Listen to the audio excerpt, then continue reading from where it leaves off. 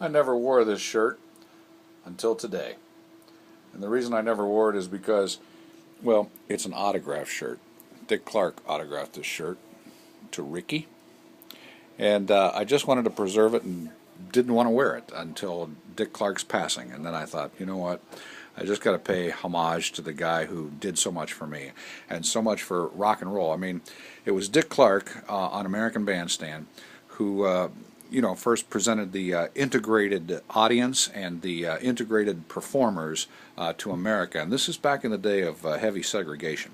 But thanks to him, I was introduced to my life saviors, Chuck Berry and Little Richard, and so many other artists on and on that Dick Clark introduced on his great show, American Bandstand.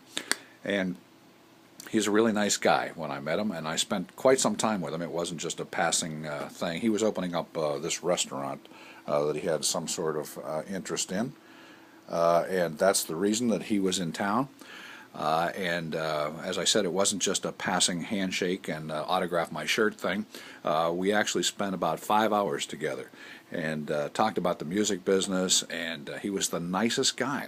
Never like looking at his watch or he had another appointment or, and I did thank him for introducing me to Chuck Berry and Little Richard and, changing my life for rock and roll.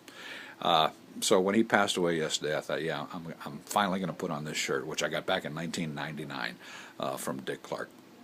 And here's the guy who, how many of us have not said, hey, give it a 97. It's got a good beat and you can dance to it.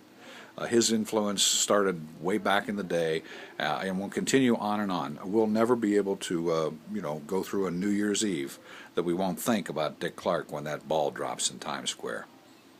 Long live the memory of Dick Clark, one of a kind.